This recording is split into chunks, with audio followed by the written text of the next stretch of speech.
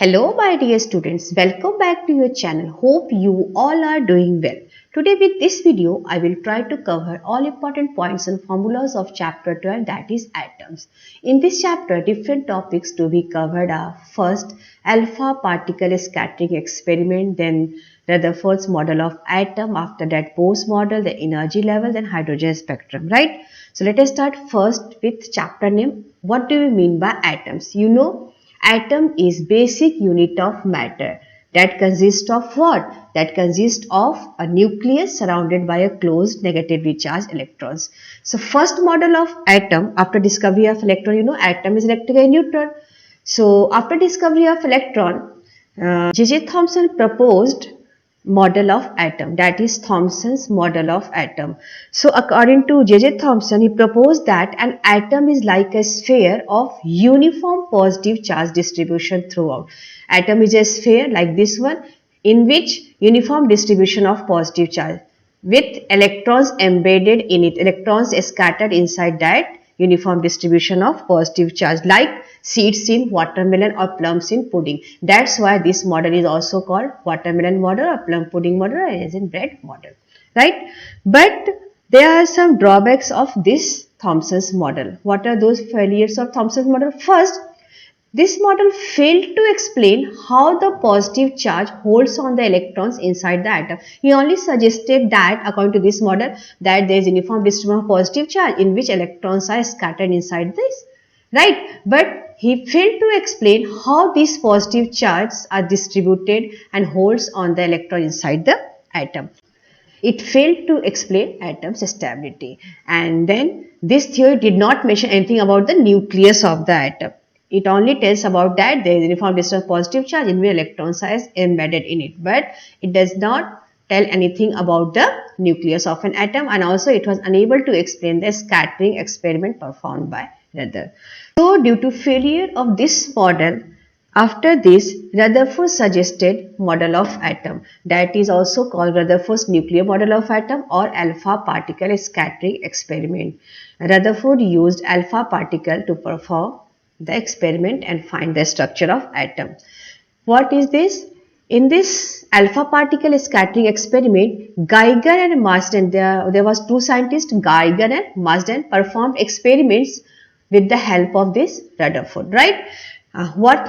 They had done, on a very thin gold foil, highly energetic alpha particles was incident. Suppose this is a thin gold foil, and on this thin gold foil, there is a radioactive source which emits alpha particle, and this is a beam splitter which splits the alpha particle in the form of beam. Now this beam of alpha particles was incident on this gold foil, and this Rutherford observed how these alpha particles scattered on this zinc sulfide screen surrounding this gold foil. There is a zinc sulfide screen, this one is zinc sulfide screen, and to this screen detector is attached, that is microscope. Now Rutherford observed how this alpha particle strikes on this zinc sulfide screen and obtained information about the atom. Now Rutherford observed that, what are different observations of Rutherford alpha particle scattering experiment? First, he observed that most of the fast moving alpha particle passed straight through the gold foil. This is a gold foil, right? Now most of the alpha particles, alpha particles passed straight through the gold foil. Alpha particles are nothing but positively charged particles, right? Positively charged, alpha particles are positively charged particles. Now he observed that first, most of the alpha particles passed straight through the gold foil. Second observation, some of the alpha particles were deflected by the foil. Here like this one, this alpha particle, these are deflected by this thin gold foil, right, by small angles, and very few alpha particles get rebounded from the gold foil, rebounds back from the gold foil. So Rutherford observed these three observations, and on the basis of these three observations, Rutherford concluded the atom of model. In this conclusion, first observation, that most of the alpha particle passed straight through the gold foil without any deflection, it means most of the space inside the atom is empty. Very, very important point. Most of the alpha particles, these alpha particles passed straight So this gold foil, it means most of the space inside the atom is empty. Second one, some of the alpha particles were diffracted by very small angles like this one. It suggested that positive charge of the atom occupies very little space because alpha particles are also positively charged particles, right? So these are deflected by a small angle. It means some positive charge are present inside the gold foil, and but its amount is very small. They are only small, these positive charges of the atom occupies very small space. And third point, very few alpha particles appear to rebound. It means they were deflected by 180 degrees. What does it mean? It means all the positive charges and mass of the atom were concentrated in a very small volume within the atom. These alpha particles rebounces back. It means suggested that all positive charge and mass of the atom were concentrated in a very small volume within the atom. And based on this, Rutherford put the model of atom. According to Rutherford, based on this, Rutherford proposed model of atom. According to Rutherford atomic model, he proposed that first point, atom consists of a small central core that is called nucleus, in which whole mass and positive charge is assumed to be concentrated. Okay. Second is the size of nucleus is much smaller than size of the atom. Third point, the nucleus is surrounded by electrons and atom is electrically neutral. And fourth point is electrons revolve around the nucleus and centripetal force is provided by which force? Electrostatic force. So this centripetal force is of electrostatic in nature. So these are model performed by Rutherford, and this is Rutherford's atomic model. In this one, there is one important definition, that is distance of closest approach. Okay, what is this? Suppose this is atom and positive charge is concentrated at the center, that is called nucleus. Now when alpha particles entered inside this gold foil, what happens? Near the center of the atom, it bounces back. It deflected by 180 degree. So there is some distance after which it reflected back, because alpha particles are also positively charged right now, and central nucleus is also positive. So repulsion takes place. So what happens when this alpha particle reaches near the nucleus? Whole of the kinetic energy is converted into potential energy. Alpha particle cannot go farther close to the nucleus, and this distance up to which this alpha particle goes close to the nucleus, this distance R0, from where it bounces back, it stops here.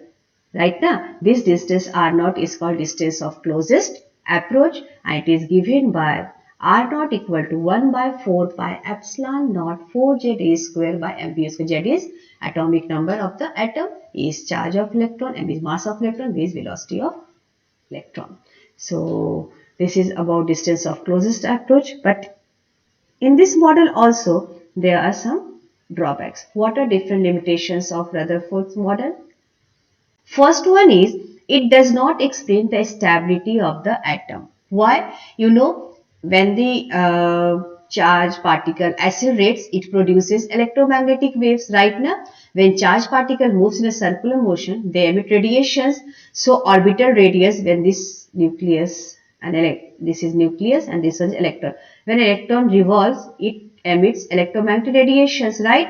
And their radius goes on decreasing, and finally it falls into the nucleus. When it falls into the nucleus, it means atoms are not stable. So how atoms are stable? He does not explain the stability of the atom.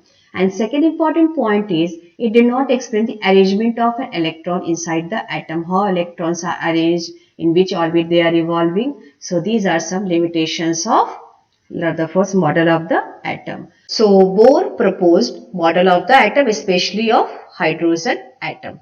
So there were different postulates of Bohr's atomic model. First one is about a stationary orbit. Suppose electron, this is a central nucleus, and electron revolves around this nucleus. So when an electron revolves, this electron has some fixed energy state in which it revolves without emitting any radiation. So this fixed energy state is called a stationary orbit in which electrons revolve without emitting any radiation. But when electron jumps from one fixed energy state to another state, it emits radiation. So first one is about a stationary orbit. Second one is quantum condition.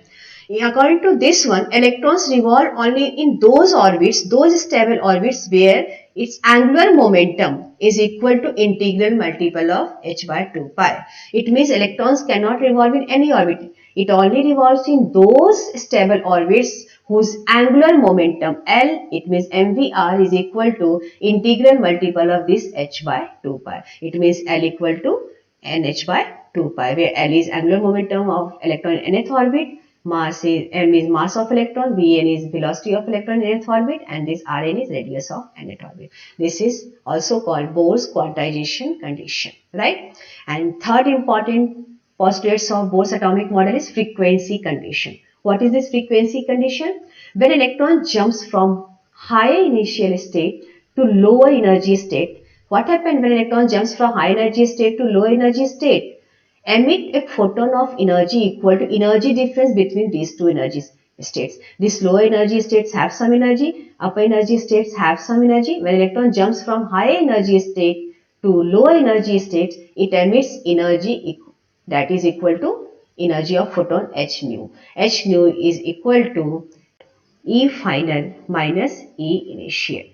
This is, and from here you get frequency equal to E final minus E initial by H.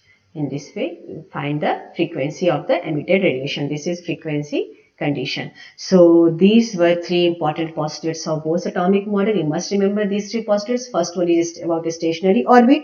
Second one is about quantum condition, and third one is frequency condition. Now using these three postulates, Bohr gave theory of hydrogen atom. In this Bohr's theory of hydrogen atom, I am going to derive what is Bohr's radius, then velocity of electron, then energy of electron, all these things we will discuss. So first, what is Bohr expression for Bohr's radius? What is this Bohr's radius? The radius on which electron moves around the nucleus in the orbit, which described by Bohr's model. It is known as Bohr's radius. Suppose this is a central nucleus and in this orbit electrons revolve. Suppose this is electron E having mass m and it revolves around this nucleus having some velocity v. So what is the expression for this radius around which it revolves? What is the expression of velocity? What is total energy of electron? All these things I am going to derive. First is what is this radius around which this electrons revolves. So to derive the expression for radius, you have to use first using Bohr's second postulate. What is second postulate? That angular momentum, electrons revolves only in those orbits whose angular momentum is equal to nh by 2 pi. This one is Bohr's quantization condition. And also you have to use, to keep electron in this orbit, this centripetal force must be equal to the electrostatic force of attraction between this nucleus and electrons. So this centripetal force means mv square by r, electrostatic force means 1 by 4 pi epsilon Za square by r. Za is charge of nucleus and E is charge of electrons, so Za square by r square. Now on solving these two equations, you get radius of the orbit around which electrons revolve. What is the expression for r? R is equal to n square h square epsilon naught by pi m E square by z. You must remember this formula. This is the expression for radius of the orbit around which electrons revolve. Now here Bohr described about hydrogen atom. So you put Z equal to 1 for hydrogen atom, and also for innermost orbit put n equal to 1. So you get R equal to h square epsilon naught by pi m E square, and putting the values for electrons, you know h is Planck's constant. What is the value for h? Epsilon naught pi mass of electron, charge of electron, you get R equal to 0.53 angstrom. This is the expression for Bohr's radius, in which he described about hydrogen atom having one electron. So what is the radius of this electron which orbits around this nucleus, right? So its radius is 0.53 angstrom, and for any other atom and orbit you have to use this general expression R equal to this one, n square epsilon naught by pi me square z. This is the general expression for radius of the orbit around which electrons revolve. Now, after this, next is velocity of electron in the orbit. What is the velocity of electron through which it revolves around the orbit? Its expression is given by V equal to Ze square by 2 and H epsilon naught. This is expression for velocity. You just remember these two formula, radius and velocity. After that, what is the total energy of the orbits in which electrons revolve? Total energy of the orbit means it is determined by sum of kinetic energy and potential. Total energy is sum of kinetic energy and potential energy. Now, first, what is the expression of kinetic energy, then potential, then you add these two, you get total energy of the orbits. What is the kinetic energy? How you determine kinetic energy? To keep electron in its orbit, you know, centripetal force is provided with electrostatic force of attraction between electron and nucleus. So this mv square by r equal to 1 by 4 pi epsilon Ze square by r. From here you get kinetic energy is what? Half mv square. Right? So mv square you get from this equation, and put it the value in this equation, you get Ze square by 8 pi epsilon naught r. This is the expression for kinetic energy. And what is the expression of potential energy? Potential energy is minus Ze square by 4 pi epsilon naught r. And what is the relation between the kinetic energy and potential energy? Kinetic energy is Ze square by 8 pi epsilon naught r. Potential energy is minus Ze square by 4 pi epsilon naught. It means kinetic energy is what? Potential energy is minus 2 of kinetic energy. Right now, when you put kinetic energy expression, you get potential energy. So, potential energy is minus 2 of kinetic energy. And when you use these two energy expression, kinetic energy, potential energy, you get total energy as E equal to minus Ze square by 8 pi epsilon naught r. This is expression for total energy. E equal to minus Ze square by 8 pi epsilon naught r. Now, what is the relation between this total energy, kinetic energy and potential energy? It's clear from here that kinetic energy is Ze square by 8 pi epsilon naught r right now, and total energy is minus Ze square by 8 pi epsilon naught r. It means kinetic energy and total energy is minus of E. Kinetic energy is equal to minus of total energy. This is very, very important relation. And potential energy is what? Potential energy is what? But minus Ze square by 4 pi epsilon naught r. And this one is total energy is minus Ze square by 8 pi epsilon naught. It means potential energy is twice of total energy. So this is relation between kinetic energy, potential and total energy. You must remember this one also. Now after putting this Bohr's orbit, you get total energy expression as En equal to minus mz square e to the power 4 by 8 epsilon naught square h square n square. This is the expression for total energy of the orbits, right? Now, after this, you put the value for hydrogen atom, z equal to 1, you get E equal to minus m e to the power 4 by 8 epsilon naught square n h square. And also for electrons, mass of electron you know, charge of electron you know, epsilon permittivity of free space, n is 1 because for hydrogen n only one electron is present, so n is 1 and h is Planck's constant. So don't need to write value of n, only you put these values for electrons, you get En equal to minus 13.6 by n square electron volt. This is the expression for total energy of the orbits through which electrons revolve, right? And if you put n equal to 1, you get energy of the innermost orbit, that is minus 13.6 electron volt. So when you know here that E is inversely proportional to n square. When you increase from the innermost orbit to outermost shell, its energy increases or decreases. Negative value decreases, it means its energy increases. This is first shell, suppose n equal to 1. This one is second shell, n equal to 2. First shell energy is minus 13.6 electron volt. When you put n equal to 2, you get 2 square means 4. So minus 13.6 divided by 4 means what? What is the value of energy? Yes, when you divide it by 4, you get minus 3.4 electron volt. When you put n equal to 3, it means 3 square 9. So minus 13.6 divided by 9, you get minus 1.4.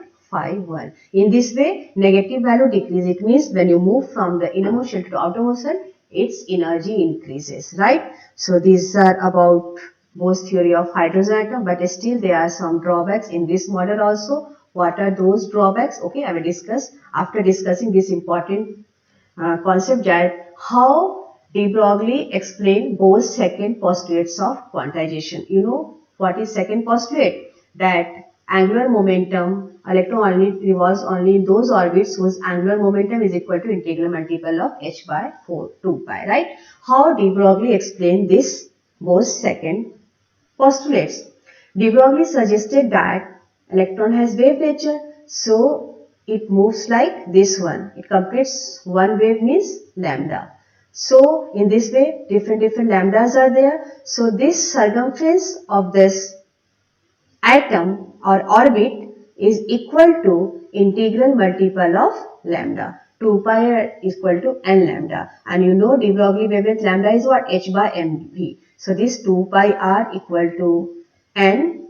In place of lambda, you put h by mv. From here, you get mvr equal to nh by 2 pi. This proved wave particle duality, and it is the cause of quantized energy states, right?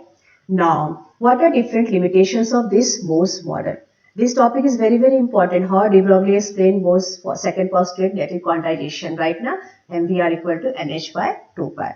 Now, next is limitations of Bohr's model. First one is it is applicable only for hydrogen-like atom. Hydrogen-like atom is those atoms in which outermost shell has only one electron. It does not explain the fine structure, spectral lines in hydrogen. Also does not explain about the shape of orbits. So these are some drawbacks of de Broglie atoms of hydrogen atom. Now, when electron jumps from one atom to another atom, several spectral series is formed. Right now, several spectral series are formed. So now I am going to discuss what are different spectral series of hydrogen atom. You know from Bohr's theory, energy of electron in nth orbit is what? Minus mz square e to the power 4 by 8 epsilon naught square h square 1 by n square. Now according to Bohr's quantization condition, when electron jumps from this high orbit to this lower orbit, it emits energy equal to energy of photon h nu. So this h nu is equal to En2 minus En1. En2 is high orbit and En1 is lower orbit.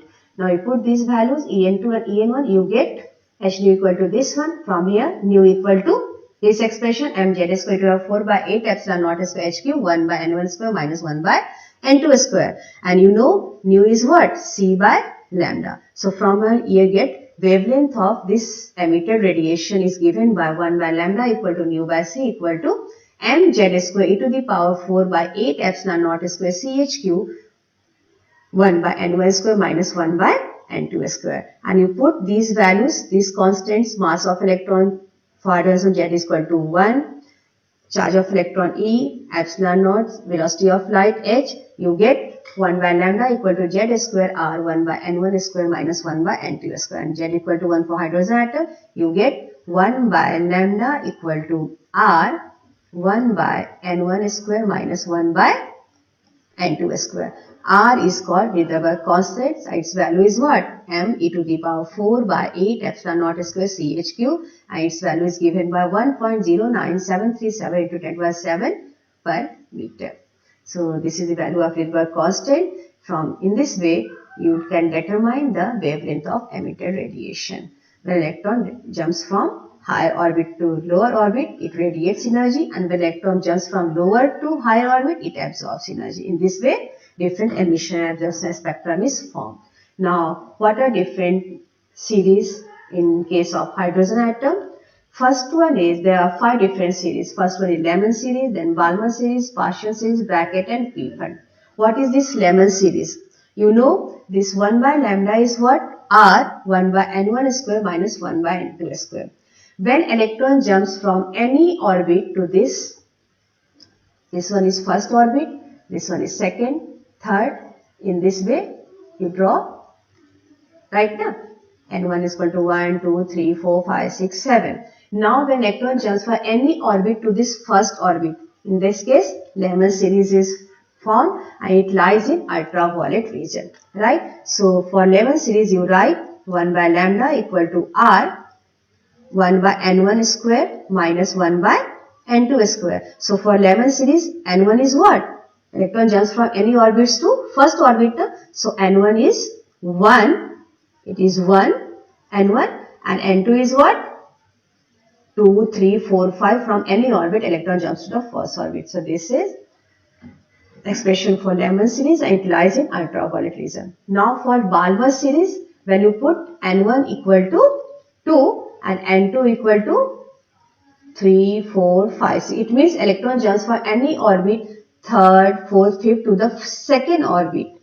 Then Balmer series is formed, it lies in visible region. When electron jumps from any orbit to this third orbit and equal to 3, partial series is formed, it lies in infrared region. When electron jumps from any orbit to this fourth orbit, bracket series is formed, it lies in the region infrared region. And when electron jumps from any orbit to this fifth orbit, P-fund series is formed, it also lies in the infrared region. So these are about Lemon series. Lemon series is N1 is 1 and N2 is what? 2, 3, 4. It lies in ultraviolet region. For Balmer series, N1 is what? 2 and N2 is 3, 4, 5. It lies in visible region. This partial series, here I have written something wrong. Here is 3 square, right? And N2 is what? 4, 5, 6, 7 and 8. It also lies in infrared region. For bracket series, here it is 4 square and N2 is what? 5, 6, 7. It also lies in infrared region. And P-fund series, N1 is 5 and N2 is 6, 7. From any orbit, electron jumps to the fifth orbit, then it is P-fund series that also lies in the infrared region. And this is spectral lines of hydrogen atom, right? So, hope it's clear to all of you how Bose explained model of atom and how we explain the spectral series of different hydrogen-like atoms. So with this, I am going to end my class. Hope you like this quick revision series. If you liked it, then don't forget to subscribe my channel. Okay students, till then keep revising and stay tuned with this channel. Thank you.